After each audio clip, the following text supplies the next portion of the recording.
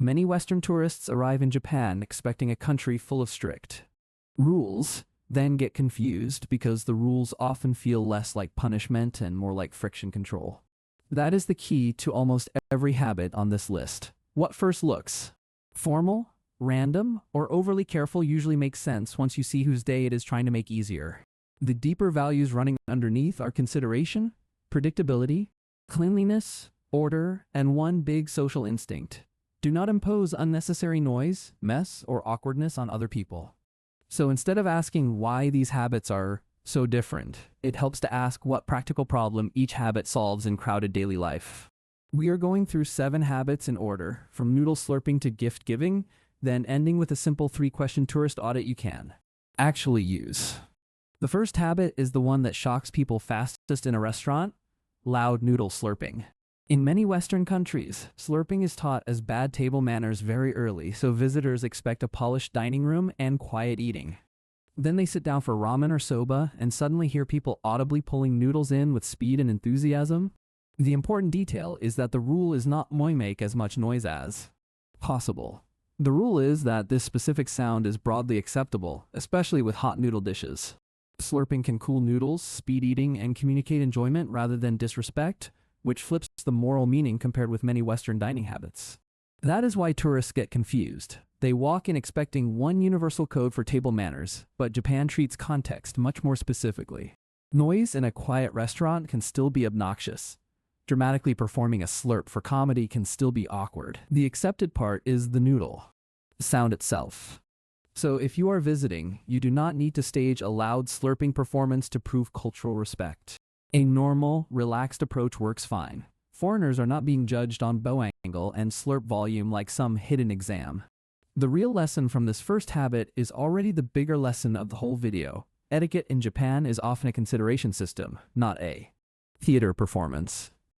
The second habit is bowing instead of touching, and this can feel surprisingly awkward for Western tourists who are used to handshakes, hugs, or cheek kisses. Bowing can look formal from the outside, almost as if every greeting requires choreography, rank awareness, and perfect body geometry.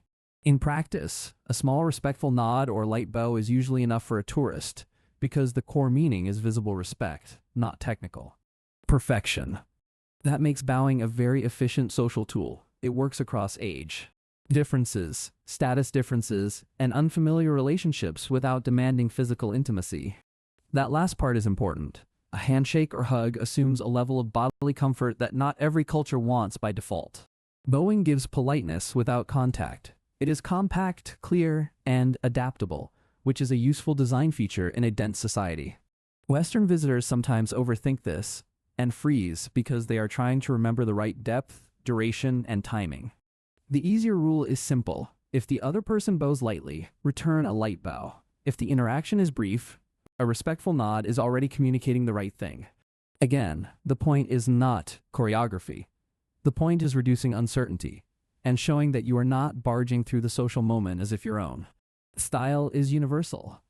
The third habit looks less like etiquette and more like infrastructure. Vending machines everywhere. For many Western tourists, the sheer number of machines raises instant questions about vandalism, reliability, and why so many small transactions are automated in public space.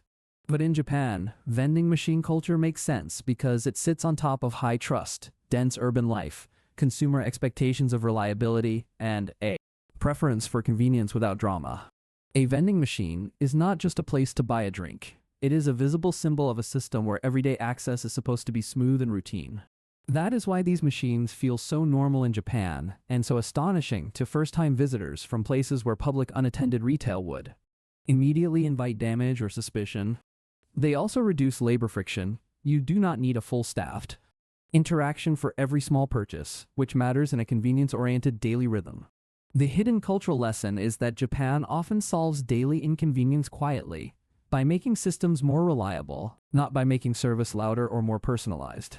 Tourists sometimes photograph vending machines as quirky objects, but the more revealing thing is what they say about social trust and predictable maintenance. The fourth habit is where many visitors become practical rather than philosophical: strict garbage sorting and carrying your own trash. A lot of tourists expect public bins to be abundant and waste disposal to be simple. Instead, they discover fewer bins, more sorting categories, and longer periods holding their own rubbish. Local systems often distinguish combustible waste, non-combustible waste, bottles, cans, plastics, and oversized items, which means disposal is treated as part of civic order, not as an afterthought. The absence of bins can feel like a failure if you are reading it through a tourist expectation that public convenience should always mean immediate disposal. But in Japan, the social expectation is often that you remain responsible for what you consumed until you can dispose of it correctly. That is why "there are no bins" is not a useful summary. The better summary is that clean streets depend on labor plus social discipline. People do not make their mess someone else's problem if they can help it, and that standard shapes how public space stays orderly. For a Western visitor, this can be one of the fastest mindset shifts. Instead of asking where the system failed you, you ask where you are expected to carry the responsibility yourself. That usually means keeping a small bag, planning ahead, and not assuming every street corner exists to absorb your wrappers. The fifth habit is one of the most famous culture shocks: never tipping. Visitors from tipping-heavy cultures can feel rude walking away without leaving extra money, especially after receiving service they thought was good. In Japan, that logic often reverses. Good service is understood as part of the job, not as a special performance aimed at unlocking a bonus from the customer. Offering a tip can create awkwardness because it suggests the normal standard was somehow exceptional, or because it pressures a worker to break the norm and accept extra cash. The deeper social logic is fairness and consistency. The system is not built around each customer doing percentage maths to reward or punish service on the spot. Gratitude is still important, but it is expressed through politeness, thanks, and not creating extra work, not through calculating 15 or 20% after the meal. Western tourists sometimes think no tipping means service workers are undervalued in principle, but the cultural script here is different from the script they brought with them. It is another example of how customized friendliness can sometimes be less important than smooth, predictable professionalism. So the practical takeaway is straightforward. Do not tip, do not insist, and do not turn the moment into a moral debate about whose hospitality system is more authentic. The sixth habit appears most strongly on trains: staying quiet on public transport. Visitors from louder transit cultures are often surprised that even packed trains can feel calm, almost silent, with very little phone conversation and very little performance of private life in public. Phone calls in particular can be frowned upon because shared transit is treated as a low disturbance zone. That does not mean nobody speaks. It means crowded space is managed by keeping noise, interruption, and involuntary social contact lower than many Western tourists are used to. The reason is practical, not mystical. Quiet trains allow people to commute, read, rest, or mentally disappear for a while without being drafted into someone else's audio environment. This is one of the clearest examples of Japan balancing individual freedom against the cost imposed on strangers nearby.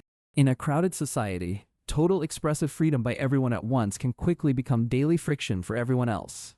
Western visitors sometimes misread this as coldness or excessive formality, when it is really a method for making dense public life more bearable. If you are visiting, the easiest rule is not "bob silent like a monk."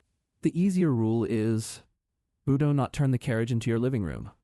Lower your voice, avoid speakerphone, avoid long calls, and notice how much space the people around you are trying not to occupy acoustically. The seventh habit is gift giving, especially omiyage, and this one confuses tourists because they often think of souvenirs as personal keepsakes. In Japan, travel frequently creates a social obligation to bring back something thoughtful for coworkers, relatives, hosts, or friends. The gift is usually not extravagant. In fact, the strongest omiyage choices are often modest, regional, shareable, and beautifully packaged rather than expensive. That detail matters because the object is only part of the point. The act says, "Well, I went away and still thought about my place among you." Gift giving helps maintain relationships, acknowledges absence, and smooths re-entry into the social group after travel. Presentation also matters because care is part of the social message, not decorative fluff added after the real content. Western tourists can misunderstand omiyage by treating it like luxury shopping or by assuming the best gift is the most individually impressive one. Often, the better choice is local, practical to share, and visibly tied to the place you visited. By now, These 7 habits no longer look like unrelated quirks. They start to form a pattern. Slurping noodles is context-specific rather than universally rude. Bowing replaces unnecessary bodily assumption with compact respect. Vending. Machines deliver quiet convenience. Garbage sorting keeps responsibility attached to the person producing. Waste. No tipping protects consistency. Quiet trains protect shared space. Homage maintains social ties through modest thoughtfulness. Underneath all 7 are 3 recurring priorities that explain far more than memorizing surface rules ever will. The first priority is reducing inconvenience for other people. The second priority is maintaining harmony in shared spaces, especially where density makes friction expensive. The third priority is showing respect through small, predictable actions, rather than dramatic self-expression. This is why tourists often make the same mistakes even when they mean well. One common mistake is assuming different automatically means more formal, so they overperform the custom instead of following it lightly. That is how someone ends up doing a theatrical bow, a cartoonishly loud slurp, or an over-earnest tip insistence that actually makes the interaction less comfortable. Another mistake is treating etiquette like a costume, as if performing visible rituals is more important than understanding the inconvenience logic underneath them. If you understand the logic, you do not need to memorize every tiny rule. You can usually predict the right direction. Would this action create noise, delay, awkwardness, or mess for someone else? If yes, the Japanese baseline often points toward reducing it. Would this gesture that feels friendly in my own country create extra work or social confusion here? If yes, simplify rather than intensify. A third mistake is assuming every Japanese person rigidly enforces every custom in the same way. Real societies do not work like that. Japan has variation, personality, and flexibility, but the patterns are still visible enough that visitors feel them quickly. That is why the most useful travel tool is not a list of 100 tiny do's and don'ts. It is a fast mental audit you can use in real time. Question 1. Am I making noise, mess, or delay for other people right now? If the answer is yes, the fix is usually practical. Lower the volume, move aside, sort the rubbish properly, or wait your turn without blocking the flow. Question 2. Am I trying to be friendly in a way that creates work or awkwardness for the other person? If the answer is yes, simplify. A gentle bow beats forced touching. A clear thank you beats a tip. Quiet respect beats relentless small talk in a service interaction. Question 3. Am I assuming my home country's rules are universal? If the answer is yes, pause and copy the local baseline before improvising. That single habit prevents a huge amount of tourist confusion. These 3 questions are useful because they convert culture shock into observation rather than judgment. Instead of saying, "Why is this place so strange?" you start seeing the system each habit is protecting. Slurping protects context-specific flexibility. Bowing protects respectful distance. Vending machines protect convenience. Waste sorting protects cleanliness. No tipping protects consistency. Quiet trains protect mental space. Homage protects social continuity after absence. Once you see that, the whole country often feels less like a maze of hidden rules and more like a long-running effort to make crowded life smoother for strangers. That does not mean every tourist will love every habit immediately. Carrying your own rubbish can still be annoying. Silent trains can still feel unusual. No tipping can still feel emotionally incomplete at first.